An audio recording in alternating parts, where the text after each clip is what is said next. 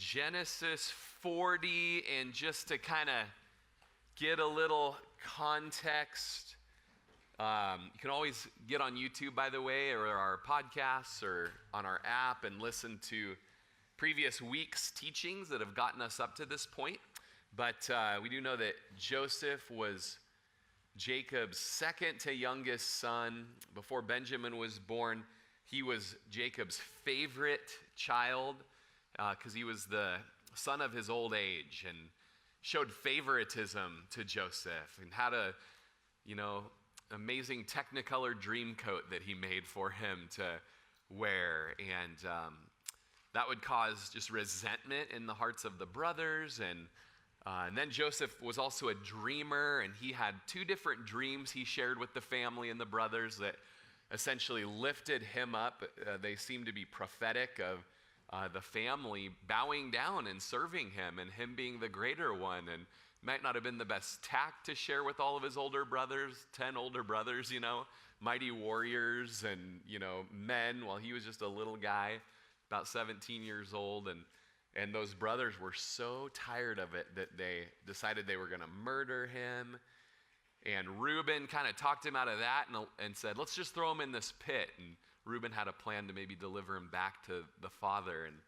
And then while Reuben was away, a caravan of slave traders came through that were on their way to Egypt. And Judah said, hey, we don't want our brother's blood on our hands. Why don't we sell him to this slave convoy? And so they sold Joseph for 20 pieces of silver, and he went down and was bought by the chief of secret services, the captain of the guard down there named Potiphar. And he was just shown great favor in Potiphar's eyes. He was given a great role in Potiphar's house. Everything in Potiphar's house was under Joseph's care and charge. Everything and everyone except one person, Potiphar's wife. Potiphar's wife, who cast longing eyes at Joseph and asked him to come and lie with her. And he said, no, how could I do this great wickedness against my God? And your husband has entrusted me with so much. He's given me everything under my hand except for you, because you're his wife. And day after day after day, she would cast longing eyes at him and tempt him and tempt him and tempt him until finally she just wanted him so bad that she grabbed a hold of his robe and said, lie with me. And he said, no. And he broke free with such force that he left his garment in her hand and ran out of the house naked. Well, then she ended up charging him with sexual assault and demanded justice and satisfaction and kept telling her husband Potiphar that she must get justice. And so he ended up furious and putting Joseph in the prison. And in Genesis 39:20, it says, then Joseph's master took him and put him into the prison, a place where the king's prisoners were confined, and he was there in the prison. But the Lord was with Joseph and showed him mercy, and he gave him favor in the sight of the keeper of the prison. And the keeper of the prison committed to Joseph's hand all the prisoners who were in the prison. Whatever they did there, it was his doing. The keeper of the prison did not look into anything that was under Joseph's authority, because the Lord was with him, and whatever he did, the Lord made it prosper. And so we do just see God's faithful hand in giving Joseph favor in the eyes of whether it's Potiphar or whether it's this prison guard. We're going to see the Lord will continue to give Joseph favor through the rest of this story.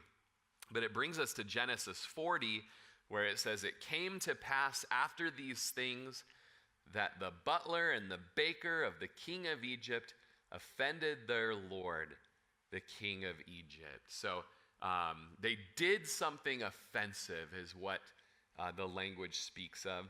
And Pharaoh was angry with his two officers, the chief butler and the chief baker. Now, I don't know about you, but I grew up in under the nursery rhyme songbook, We Sing. My aunt was the author of We Sing children's songbooks, and so I grew up singing on the songbooks and dancing on TV and AM Northwest in Portland, and being a part of being part of I had a recording contract, if you will. It's kind of a big deal in Newburgh. This just reminds me of the beginning of the nursery rhyme, 3 men in a tub. Rub-a-dub-dub, 3 men in a tub. And who do you think they be?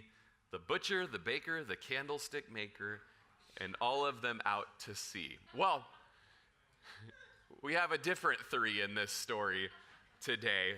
The butler, the baker, and the kid over the prison guard, Joseph, right? Now, believe it or not, I had to edit this to make it church appropriate for you guys tonight. So how about we put some swimsuits on those guys? Now, we don't know what these men may have done to offend Pharaoh, but they were in delicate roles. We see butler and baker were officers within Pharaoh's court, and they were dealing with Pharaoh's intimate areas of life, including food and service, which offers potential for spying or poisoning or other form of treason or assassination. And much of this story shows how the butler and the baker experience things together. So they must have had some kind of connection there within the house. Displeasing Pharaoh, imprisonment at the same time, dreams at the same time, being raised back up halfway through our story today. And so it appeared maybe to Pharaoh that they were in on something together. Dangerous thing. Now, in Nehemiah, we see that Nehemiah was King Xerxes' cupbearer.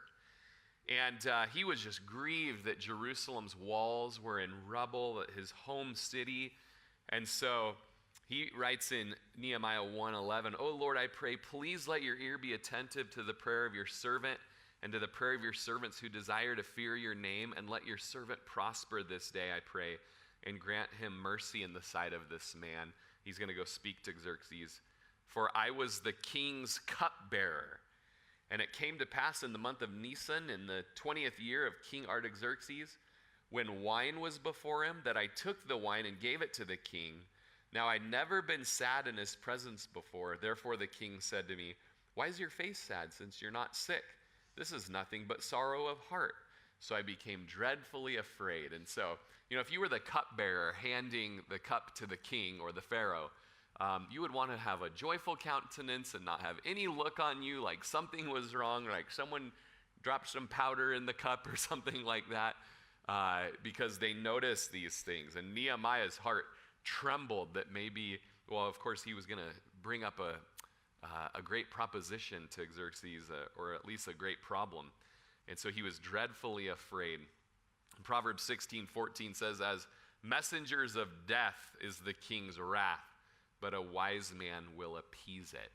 And so these two guys, the butler and the baker, are in big trouble for some offense, we don't know what, could be worthy of death as they're put in the prison. So he put them, verse 3, in custody in the house of the captain of the guard, in the prison, the place where Joseph was confined.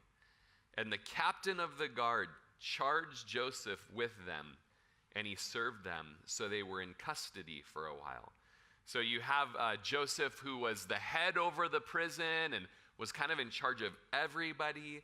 And then he had these officers brought in by the captain of the guard, which, by the way, Potiphar would have been over this role here, the captain of the guard, charging Joseph with these two officers. And so even though they were in prison, they were kind of in what seemed to be like maybe a better portion of the prison. As they're confined in this prison, it was the same place where Joseph was confined. And Joseph's job was to attend to these two.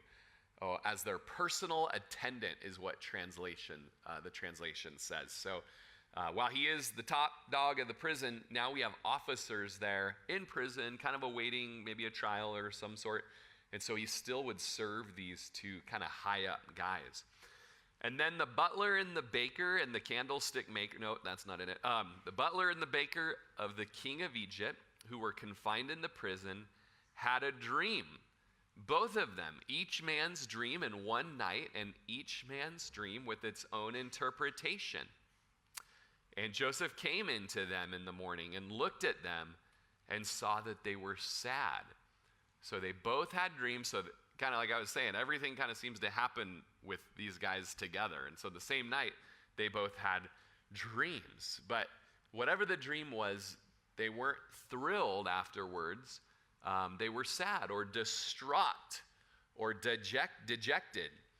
So he asked Pharaoh's officers who were with him in the custody of his Lord's house, saying, "Why do you look so sad today?"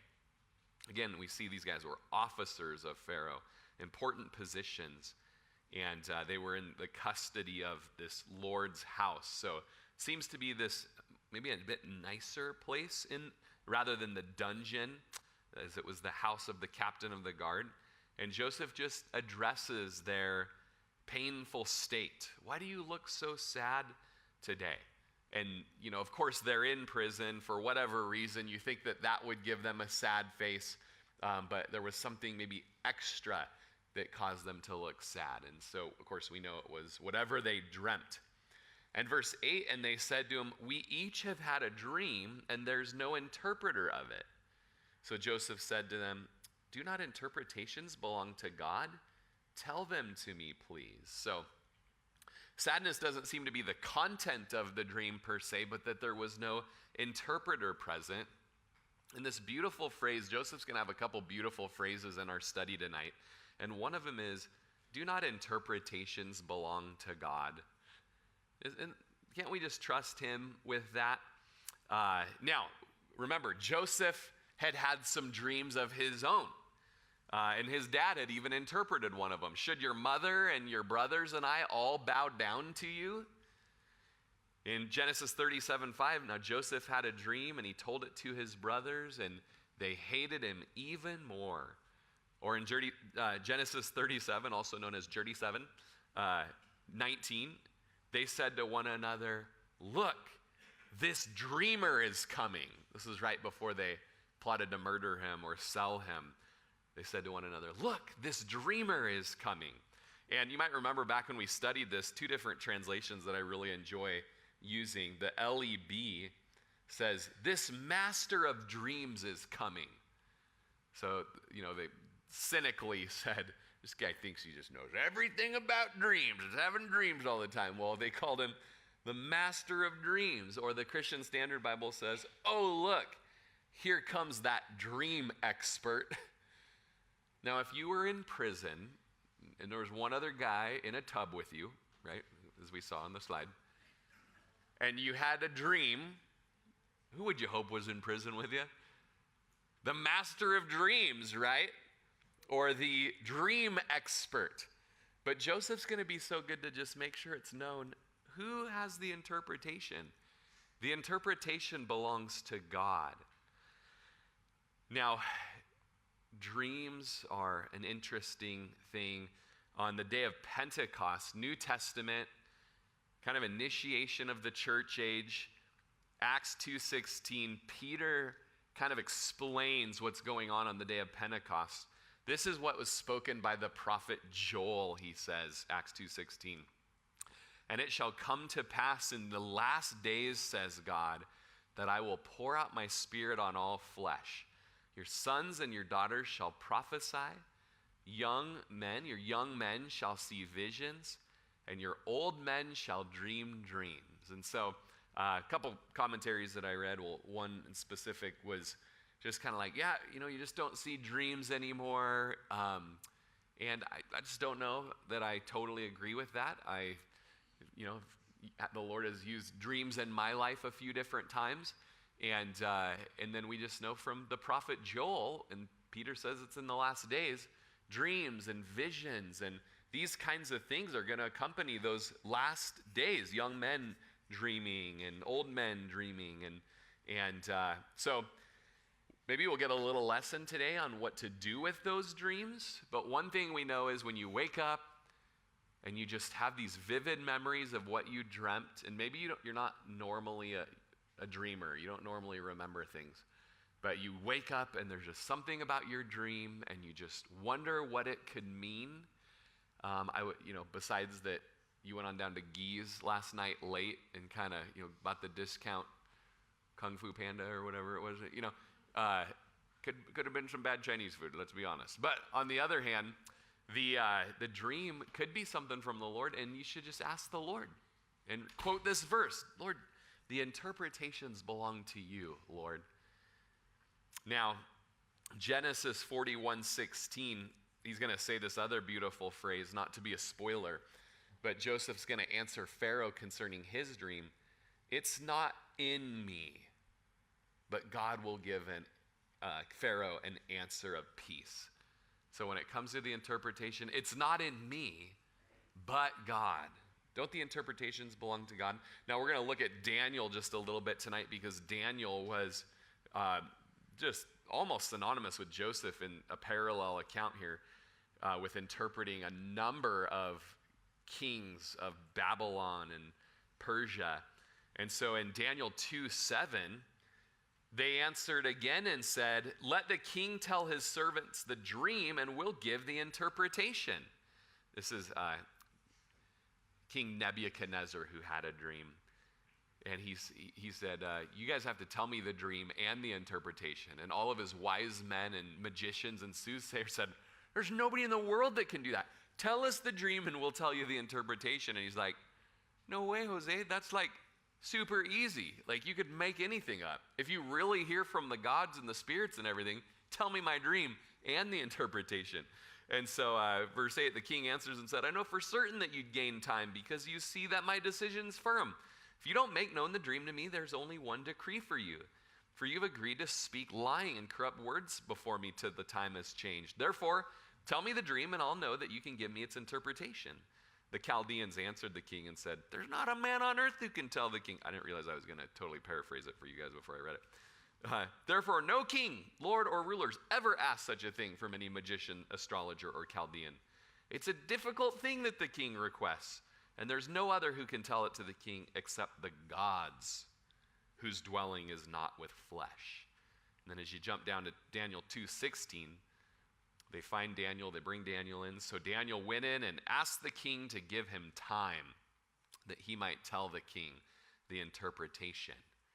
And then down in Daniel 2:19, then the secret was revealed to Daniel in a night vision. So Daniel blessed the God of heaven. It was the Lord that gave the dream and the vision, the secret. So God is glorified in that. Now down in Daniel 2:26, the king answered and said to Daniel, whose name was Belteshazzar, are you able to make known to me the dream which I've seen and its interpretation? Daniel answered in the presence of the king and said, the secret which the king has demanded, the wise men, the astrologers, the magicians, and the soothsayers cannot declare to the king, but there is a God in heaven who reveals secrets, and he has made known to King Nebuchadnezzar what will be in the latter day. Your dream and the visions of your head upon your bed, were these. And then he's going to tell the dream. And in verse 47, the king answered Daniel and said, truly your God is the God of gods, the Lord of kings, and a revealer of secrets, since you could reveal this secret.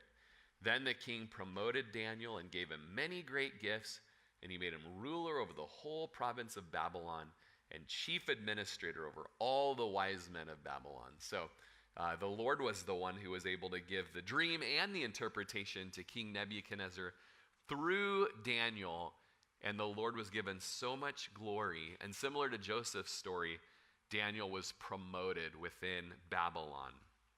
So as we go on here in our story in Genesis, the two prisoners are going to tell Joseph their dream. And so first we have the butler's dream. And I'll just read it to you while we have the image of the dream on the screen. Then the chief butler told his dream to Joseph and said to him, behold, in my dream a vine was before me, and in the vine there were 3 branches. It was as though it budded, its blossoms shot forth, and its clusters brought forth ripe grapes. Then Pharaoh's cup was in my hand, and I took the grapes and pressed them into Pharaoh's cup and placed the cup in Pharaoh's hand.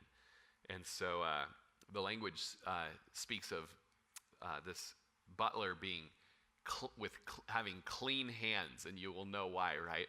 Because it seems that he grabs the clusters of grapes and squeezes them directly into the cup, or squishes them with his toes on the ground, one or the other. Both are good, that doesn't seem like such a bad dream. Nothing to be sad about, right? Nothing to be too distraught over. And Joseph's going to tell him the interpretation. This is the interpretation of it. 3 branches are 3 days. Now within 3 days, Pharaoh will lift up your head and restore you to your place. And you will put Pharaoh's cup in his hand according to the former manner, when you were his butler. But remember me when it is well with you, and please show kindness to me. Make mention of me to Pharaoh, and get me out of this house. For indeed I was stolen away from the land of the Hebrews, and also I've done nothing here that they should put me in the dungeon. So it's going to be good news. 3 days, you'll be back at your old job. You'll be restored. You'll be working again. And just please do me this favor and remember me. I was kidnapped. I was stolen. I've done nothing wrong. I'm falsely accused. And there's no reason I should be here in the dungeon. So that was the butler's dream. Okay. Then we have the baker's dream, and we'll have that image on the screen while I read it to you. When the chief baker saw that the interpretation was good, he said to Joseph, I also was in my dream, and there were 3 white baskets on my head. So the baker hears the cupbearer's dream, and he's like, well, that went well. Here, let me tell you mine too. The butler got restored. Let me tell you my dream. And so in the uppermost basket, there were all kinds of baked goods for Pharaoh. And the history says that in that area, there were something like 35 really fine different pastries that were used in this area. And so, all these different kinds, and so probably 35 different types of pastries for Pharaoh. And the birds ate them out of the baskets on my head. It sounds like a bad omen, right? The birds, in the scripture, whenever you see the birds plucking away at something, it's usually not good, all right? So Joseph answered and said, this is the interpretation of it. The 3 baskets are 3 days. And the baker's probably like, go on. Just like the butler, right? Well, within 3 days, Pharaoh will lift off your head from you and hang you on a tree, and the birds will eat your flesh from you. Well, that's not good. That's not good at all. That was not fair, right? But for whatever reason, probably was justice, huh? And so in verse 20, we see the dreams fulfilled. Came to pass on the 3rd day, which was Pharaoh's birthday, right? Feliz cumpleaños, Pharaoh. That he made a feast for all his servants, and he lifted up the head of the chief butler and of the chief baker among his servants. And so, one of the criticisms of the Bible was that there were no birthdays celebrated in Egypt, and that was more of a Persian holiday. And so critics would say that just one reason that the book of Genesis can't be trusted is because they put this dumb thing in here about birthday cakes and whatever, and about birthday parties and celebrations. And then it's so great, as Arthur Pink says, we can just trust the Bible all the time, and if even something doesn't seem to fit yet, all we're waiting on is an archaeologist's spade to turn something and show that the Bible is always true. And there have been hieroglyphs. Is that what the cave drawings are or whatever? Or, pyramid drawings or whatnot. And they have discovered that there are birthday party, paintings within some of these historical places, which just confirm there really was a birthday shindig with Pharaoh, and that the Bible is confirmed, right? So, and what a great guy. He has a party, and who does he invite? all of his servants, right? That was kind of a nice thing. And what does he do at this party? Well, it's like we're watching a movie with like a mob boss, because he's going to lift up the head of the chief butler and the chief baker among his servants. So the language speaks of him elevating their heads and lifting them up, bringing them back out of the prison. Verse 21, then he restored the chief butler to his butlership again, and he placed the cup in Pharaoh's hand. But he hanged the chief baker as Joseph had interpreted to them. And so it was kind of like, for the baker, kind of like a bring him up just to really humiliate him and then throw him down to the point of being executed there. And so he would, Joseph said that his head was taken off of him and that he would be hung on a tree. And so it all happened just as Joseph had interpreted to them. But verse 23, yet the chief butler did not remember Joseph, but forgot him. Oh, the dirty dog. Don't you remember what I told you I needed? And I think it's F.B. Meyer just says like, we can just imagine the butler being like, I'll totally remember you, man. Like when I get back in there, like I'm there for you. I will put a good word in for you. But he forgets.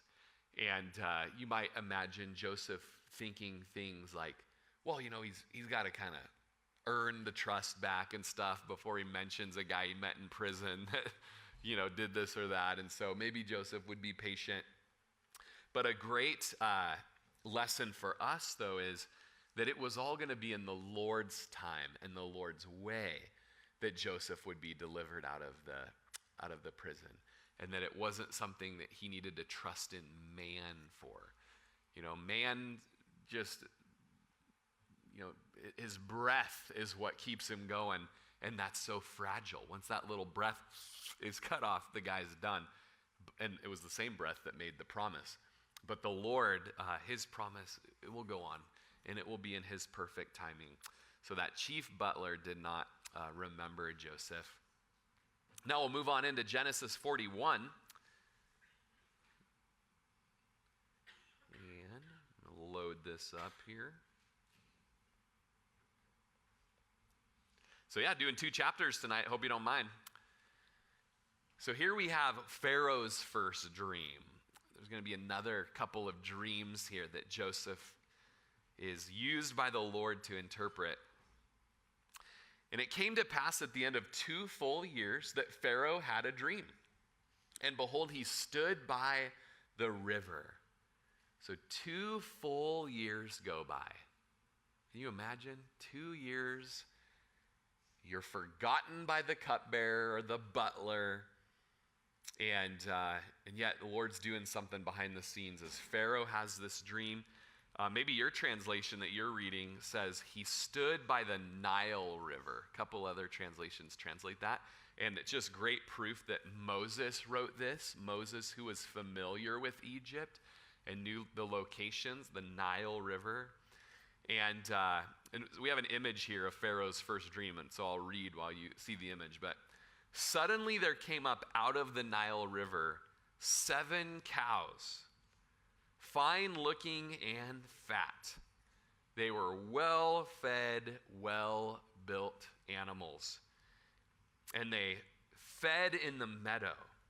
And so some language seems to show them in the river, kind of down submerged a bit, protected from flies and cooling off in the water. But they were fine-looking and fat. And then behold, 7 other cows came up after them out of the river, ugly and gaunt, and stood by the other cows on the bank of the river. So they were 7 more ugly, gaunt, sickly, and thin cows that come up during this dream. And the ugly and gaunt cows ate up the 7 fine-looking and fat cows. So Pharaoh awoke.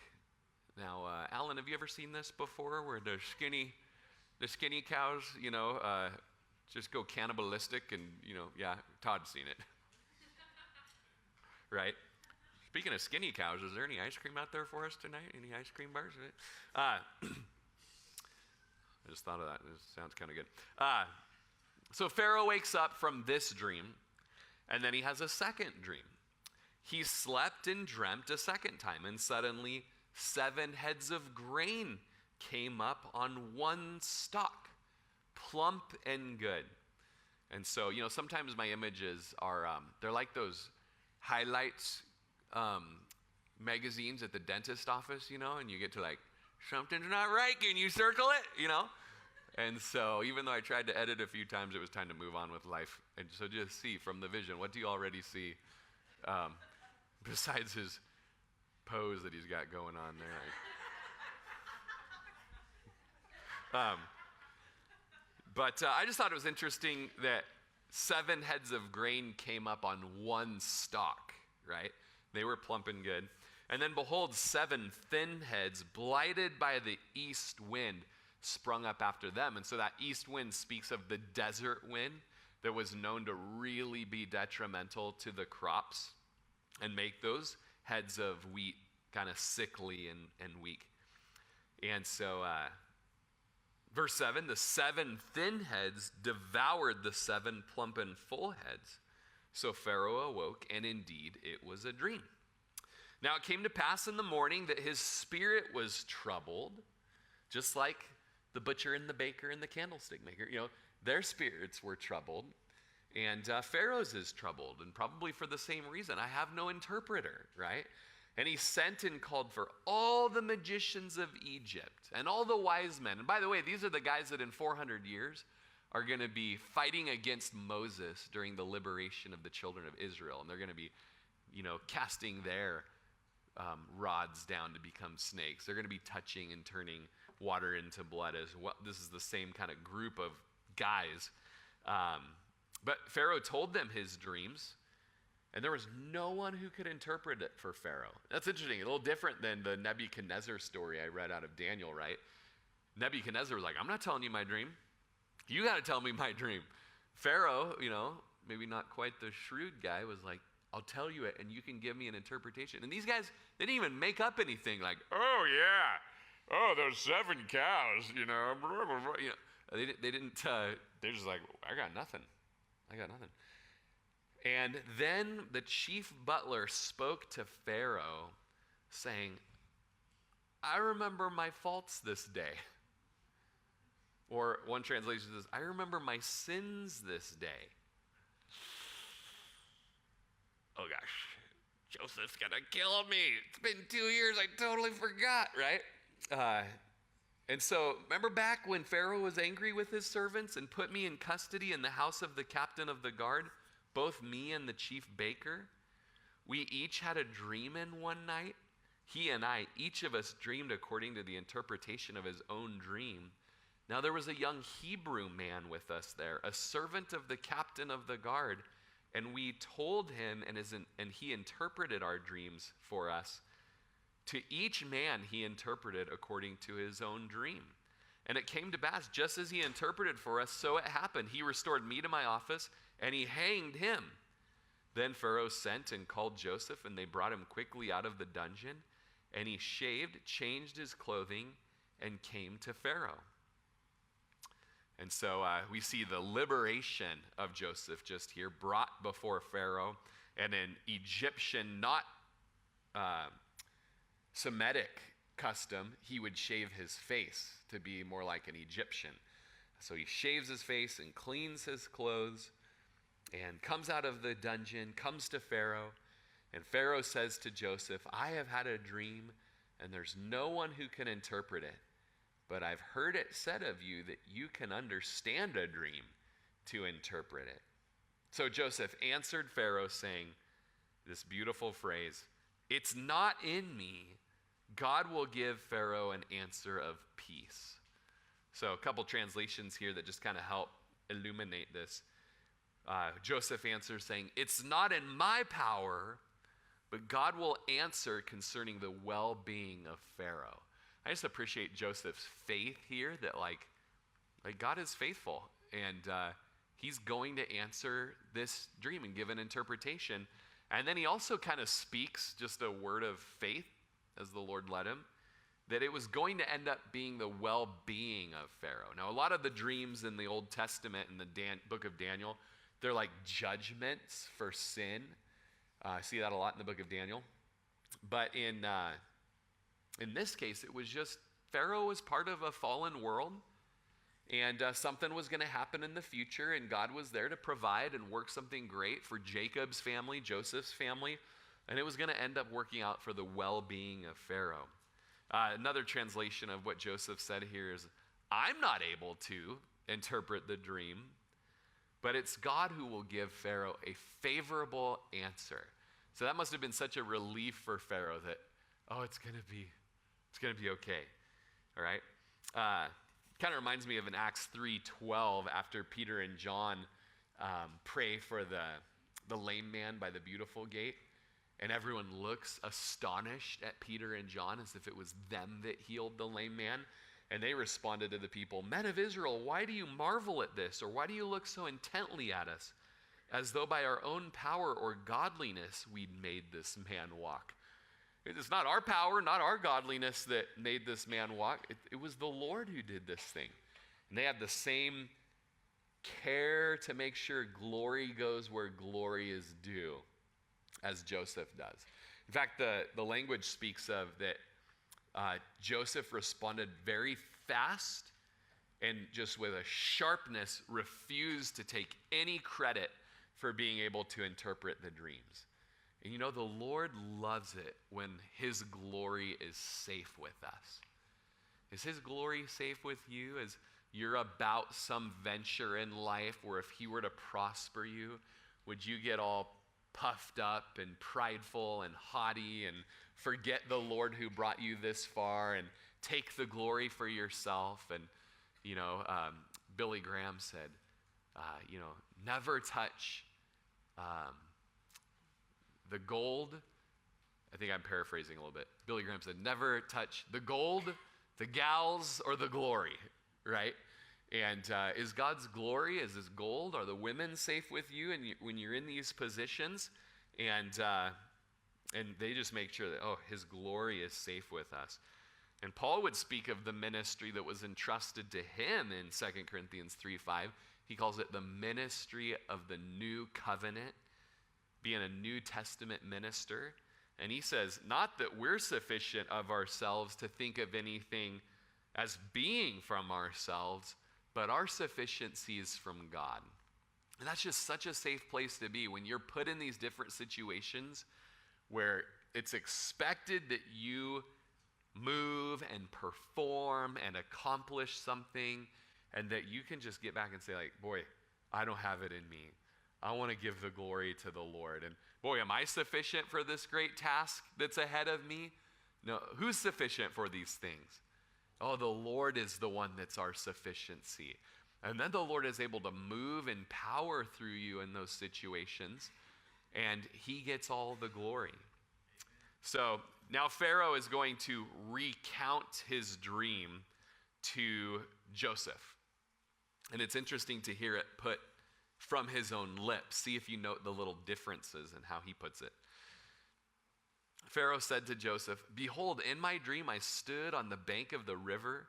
Suddenly 7 cows came up out of the river, fine looking and fat, and they fed in the meadow." So fine looking and fat. "And then behold, 7 other cows came up after them, poor and very ugly and gaunt." And I like this little addition that he puts, "Such ugliness as I've never seen in all the land of Egypt." Except for Esmeralda. She's scared off. No, I'm just kidding. Never seen anything like it. Such gauntness and ugliness. And so I awoke. No, sorry, I'm jumping. Verse 20, "And the gaunt and ugly cows ate up the first 7, the fat cows. Then they had eaten them up. When they'd eaten them up, no one would have known that they had eaten them, for they were just as ugly as at the beginning." Sometimes I'm reading this like, did I really just say they're just as ugly? And so this is kind of a fun little new fact that you don't see in the first tale of the dreams. So those gaunt, skinny, ugly cows eat the big fat cows, and then they didn't look any fatter after having done it. They were still unhealthy, sickly. And so I awoke. Also, I saw in my dream, verse 22, and suddenly 7 heads came up on one stalk, full and good. Then behold, 7 heads, withered, thin, and blighted by the east wind, sprang up after them. And the thin heads devoured the 7 good heads. So I told this to the magician, but there was no one who could explain it to me. In verse 25, then Joseph said to Pharaoh, the dreams of Pharaoh are one. So just already, he just has discernment and interpretation. They're not 2 different dreams. They're just 2 different pictures or metaphor of one thing that's going to happen. All right? God has shown Pharaoh what he's about to do. And so they're prophetic dreams about a future event. Verse 26, the 7 good cows are 7 years, and the 7 good heads are 7 years. The dreams are one. And the 7 thin and ugly cows which came up after them are 7 years. And the 7 heads blighted by the east wind are 7 years of famine. This is the thing which I've spoken to Pharaoh. God has shown Pharaoh what he is about to do. God's about to do something, and God has shown Pharaoh this. Indeed, 7 years of great plenty will come throughout all the land. So 7 fat cows, 7 fat heads of grain, 7 years of plenty, great plenty, will come through all the land of Egypt. But after them, 7 years of famine will arise. And great little word here, all of the plenty will be forgotten in the land of Egypt. So remember, Pharaoh said, when the skinny cows ate the fat cows, you wouldn't have even have known that they had eaten them. And so the interpretation is all of the years of plenty, 7 great years of plenty that Egypt is going to experience, it's going to be so bad of a famine, it's like we never even had those good years in the land of Egypt. And the famine will deplete the land. So the plenty will not be known in the land because of the famine following, for it will be very severe.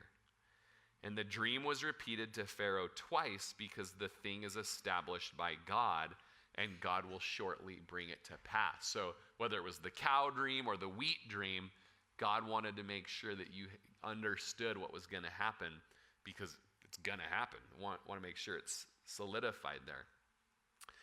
So it appears, interesting thing here, in all these different dreams, whether it was the butler or the baker or the 2 dreams of Pharaoh, the numbers in these, the numbers of items in these things, all the details mattered. What was repeated or what were the numbers or whatnot. The interpretation spoke towards that. Now here's Joseph's advice concerning this dream. And the last 2 weeks I've made the great mistake of not hitting save on my sermon notes before I left my house. And, so I've got kind of some fun quotes here towards the end. But, so here's Joseph's advice, verse 33. Now therefore let Pharaoh select a discerning and wise man and set him over the land of Egypt. Let Pharaoh do this, and let him appoint officers over the land to collect 1/5 of the produce of the land of Egypt in the 7 plentiful years. I'm not quite sure where the 1/5 comes from in the dream, but I actually wrote in my notes, where does the 1/5 come from in the dream? So maybe I missed something. Anybody know where the 1/5, where was he getting 1/5? What's that? 20%? Oh, 20%? So yours says 20%? But yeah, I'm not sure where in the dream he had this wisdom. If it was from the dream or just wisdom. Still trying to figure out why there's the 7 heads of wheat onto 1 stalk. So help me figure that one out. The 1 stalk. Woodstock? 1 stalk, Woodstock. Woodstock, 1978. Hell's Angels, biker. Okay, we're going somewhere, you guys. I have the gift. Someone throw some dreams at me. I got to keep it rolling while I got it. Just kidding. The dream interpretations come from the Lord. Okay. Really overthinking this thing, Rory. This is when Chris says, like, hey, man, if no one else is thinking it, you don't have to think it. Trying to interpret what you just said to me, Chris. And, okay. Anyways. And verse 35, let them gather all the food of those good years that are coming and store up grain under the authority of Pharaoh, and let them keep food in the cities. Then that food shall be as a reserve for the land for the 7 years of famine which shall be in the land of Egypt, that the land may not perish during the famine. And so I don't know if you guys know that we haven't got much snow or rain lately, and the rivers are really low. So Mark and Alan, store up 1/5 of all your water that you're getting coming in on your lands right now. You're going to need it this summer. Okay, anyways, just keeps coming. Thank you, Lord, for these gifts. Okay. And so verse 37, the advice was good in the eyes of Mark and Alan and Lonnie and the eyes of Pharaoh and the eyes of all his servants. And Pharaoh said to his servants, can we find such a one as this, a man in whom is the Spirit of God? And so he just knows right away by just spending time with Joseph that God's Spirit is in Joseph. A couple verses just along these lines. Job 32:8. But there is a spirit in a man, and the breath of the Almighty gives him understanding. So do you want wisdom going into whatever situation you have at work, at home, at play, or whatnot? Spend time just sowing to the Spirit of the Lord. Understanding is there. Proverbs 2:6 says, the Lord gives wisdom. From his mouth comes knowledge and understanding. In Daniel's case, just a number of times that he was called upon to interpret dreams. Daniel 4:8 is a different account where he goes before, let's see, in this case, who would that be? Let's see. Belshazzar at that point? Or still Nebuchadnezzar. But at last Daniel came before me. His name is Belteshazzar. Can be confusing with Belshazzar. According to the name of my God, in him is the Spirit of the Holy God. And I told the dream before him, saying, Belteshazzar, chief of the musicians, because I know that the Spirit of the Holy God is in you, and no secret troubles you. Explain to me the visions of my dream that I have seen and its interpretation. And then if you jump down, Daniel 4:18, this dream I, King Nebuchadnezzar, have seen. Now you, Belteshazzar, declare its interpretation, since all the wise men of my kingdom are not able to make known to me the interpretation. But you are able, for the Spirit of the Holy God is in you. So again, the Spirit of God was in Daniel, the Spirit of God's in Joseph. In Daniel 5:11, still with Nebuchadnezzar, there's a man in your kingdom in whom is the Spirit of the Holy God. And in the days of your father, light and understanding and wisdom, like the wisdom of the gods, were found in him. And King Nebuchadnezzar, your father the king, made him chief of the magicians, astrologers, Chaldeans, and soothsayers, inasmuch as an excellent spirit, knowledge, understanding, interpreting dreams, solving riddles. What's black and white and red all over? And explaining enigmas were found in this Daniel, whom the king named Belteshazzar. Now let Daniel be called, and he will give the interpretation. Then Daniel was brought in before the king. The king spoke and said to Daniel, are you the Daniel who is one of the captives from Judah, whom my father the king brought to Judah? I've heard of you, that the Spirit of God is in you, and that light and understanding and excellent wisdom are found in you. Now the wise men, the astrologers, have been brought in before me, and they should read this writing. So this is Belshazzar, Nebuchadnezzar's son, and he saw the handwriting on the wall that evening. They should read this writing and make known to me its interpretation, but they could not give the interpretation of the thing. And I've heard that of you that you can give interpretations and explain enigmas. Now, if you can read the writing and make known to me its interpretation, you shall be clothed with purple, have a chain of gold around your neck. It'll have a big clock on the bottom of it. It shall be the third ruler in the kingdom. Then Daniel answered and said before the king, gotta love this. Let your gifts be for yourself, and give your rewards to another. Yet I will read the writing to the king and make known to him the interpretation. And that was the whole mene, tekel, parsin, right? So just Daniel, just multiple times in the book of Daniel, it was just shown that he was just full of the Spirit of God, and that's where the interpretations came from. So Joseph's counsel was, you need to find a good man who is able to do something like this and be in charge of the stockpiling of grain, preparing for the famine during the bountiful years. In verse 39, Pharaoh said to Joseph, inasmuch as God has shown you all this, there is no one as discerning and as wise as you. You shall be over my house, and all my people shall be ruled according to your word. Only in regard to the throne will I be greater than you. And Pharaoh said to Joseph, see, I've set you over all the land of Egypt. So Joseph's advice, find someone wise who can set up the preparations for the famine. Pharaoh says, you will be the one, right? And so just incredible that rags to riches, all of a sudden we're going to see. Such power, second only to Pharaoh's throne, which would mean that Joseph is over two other people in Egypt now. Two people that really did him wrong just a chapter ago, 2 chapters ago. Potiphar and his wife, right? So he's going to be over them now at this point. In verse 42, Pharaoh took his signet ring off his hand, put it on Joseph's hand, clothed him in garments of fine linen, put a gold chain around his neck with the big clock swinging back and forth. Flavor. And by the way, I don't know if you saw the great picture of the butler kind of in our picture with that big gold collar. It's kind of that chain is really speaking of that collar of that office that he had. And it says, 44, Pharaoh also said to Joseph, I am Pharaoh, and without your consent, no man may lift his hand or foot in all the land of Egypt.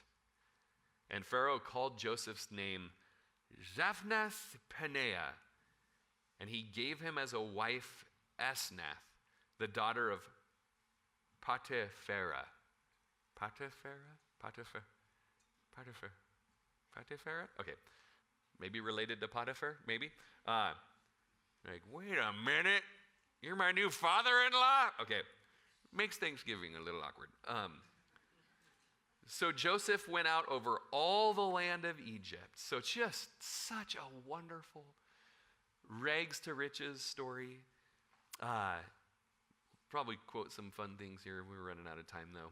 Maybe it was the Lord I didn't save my notes because I got a lot of good quotes, but they're 10 minutes long each. So, but his name has been changed from Joseph to Zaphnath Paneah, okay?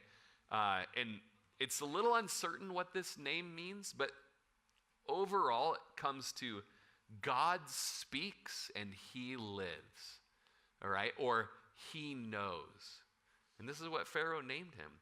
And Joseph was 30 years old when he stood before Pharaoh, king of Egypt. And Joseph went out from the presence of Pharaoh and went through all the land of Egypt. And I just pictured, Joseph just coming out of the prison and seeing the light of day and enjoy just freedom. And it just seems like of course he's got a job and it seems like he's pretty responsible to get right after it. But he's also he's just getting to just be free and move around and feel the wind in his hair and the sand in his toes, right? And just, he's getting out there, which is, I'm sure, refreshing for him. So now in verse 47, we get into the preparation, okay? In the 7 plentiful years, the ground brought forth abundantly. Or it's literally translated by handfuls. The ground produced outstanding harvests. And so he gathered up all the food of the 7 years which were in the land of Egypt and laid up the food in the cities. He laid up in every city the food of the fields which surrounded them. Joseph gathered very much grain. I love all these descriptions, just all of it. He's just getting it, just as much as he can. He's gathering very much grain, such abundance How much grain? As the sand of the sea. Until he just finally stopped counting, for it was immeasurable. So you know how his wisdom was 1/5 of all that would come in. Well, there was such abundance that it just seemed like so much to even be able to count. It was immeasurable. And so to Joseph were born 2 sons before the years of famine came, whom Asnatheth, the daughter of Potipharah, priest of On, bore to him. Joseph called the name of the firstborn Manasseh, for God has made me forget all my toil and all my father's house.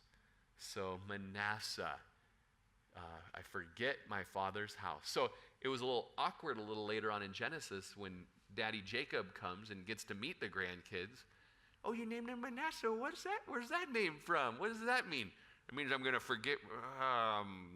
It was his first words when he saw Manasseh, big grain silo. So we named him Manasseh. Okay, I don't know, but it literally means making forgetful. So kind of forgetting the things behind, pressing on toward the things that are ahead, forgetting the betrayal of his brothers. And you know what? When we see in a few chapters those brothers appear in his life again, as hard as it is, the Lord helped him to forget and to forgive and to move on. So to name his son Manasseh was actually a pretty neat thing. Verse 52, and the name of the second he called Ephraim, for God has caused me to be fruitful in the land of my affliction. So got an image of the grain silos just being filled up as the plentiful years were just handfuls and storing up as much as you could bring in, as much as you could gather, silo after silo after silo for 7 years. And then 53 gets us into the famine, and we have kind of the other picture of that, where now we're taking from that. The 7 years of plenty, which were in the land of Egypt, ended, and the 7 years of famine began to come, as Joseph had said. The famine was in all lands, but in all the lands of Egypt there was bread. So when all the lands of Egypt was famished, the people cried to Pharaoh for bread. And then Pharaoh said to all the Egyptians, go to Joseph, whatever he says to you, do. Kind of reminds me of the wedding of Canaan in John chapter 2, verse 5, where they were out of the wine, and Mary just says, what does she have here? His mother says to the servants, whatever he says to you, do it. It's kind of another little Joseph as a type of Christ here. Just whatever he says, do it. And that's what Pharaoh said over Joseph. Verse 56, the famine was over all the face of the earth, and Joseph opened all the storehouses and sold to the Egyptian, and the famine became severe in the land of Egypt. Joseph opened all those storehouses up and all that was in them. And it's just crazy how, widespread this famine was. All these countries came to Joseph in verse 57, came to him in Egypt to buy grain because the famine was severe in all the lands.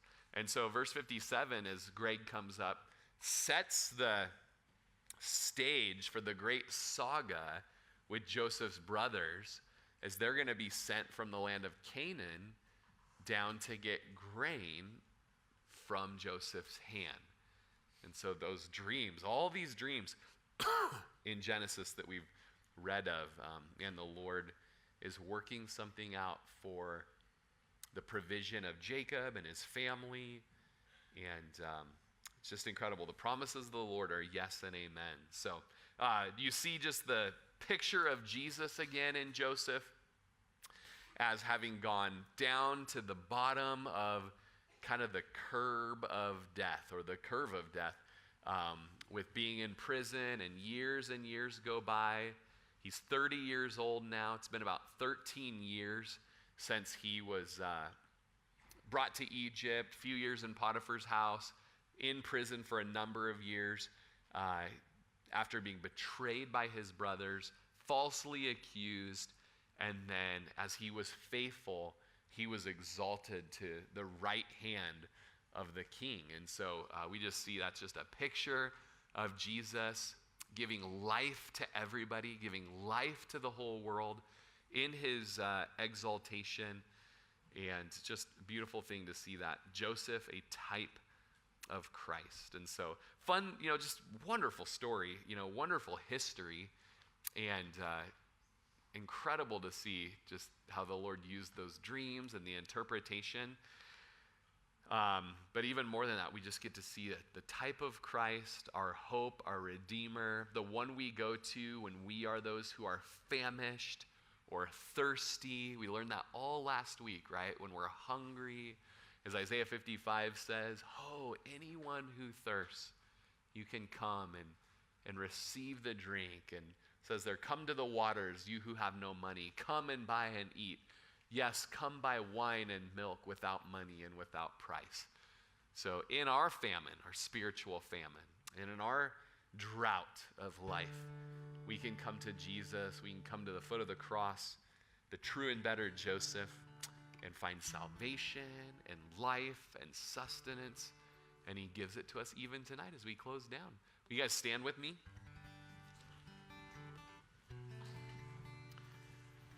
Yes, Lord, tonight we come to you and we want to eat of you, the bread of life.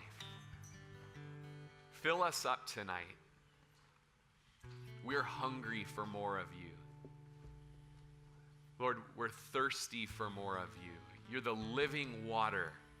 You tell the woman at the well that if anyone would drink of you, they'll never thirst again. So tonight, Jesus, we drink of you.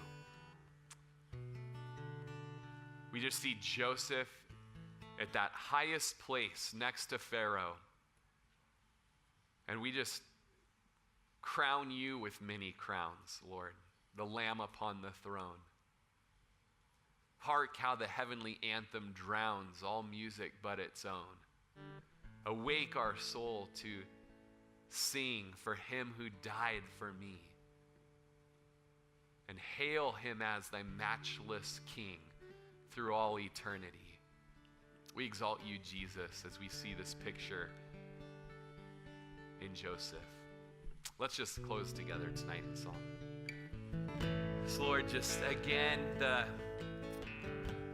things that we're just waiting for you to move in our lives in different ways. We just feel a bit like Joseph, betrayed, innocent, in the depths of the pit or the prison, longing for you to deliver. Maybe we've even had a hope of an intervention with a cupbearer that promised he'd remember us, and we haven't gotten any phone calls lately and haven't gotten that encouraging word. And Lord, no matter, we keep our eyes on you, knowing that when you pull through and come through for us, it'll be your doing and no man's. You'll receive all the glory, Lord. We just re-up our trust in you tonight. True are your promises. In Jesus' name, amen. Amen, you guys. Fun being in Genesis with you. Lord bless your evening.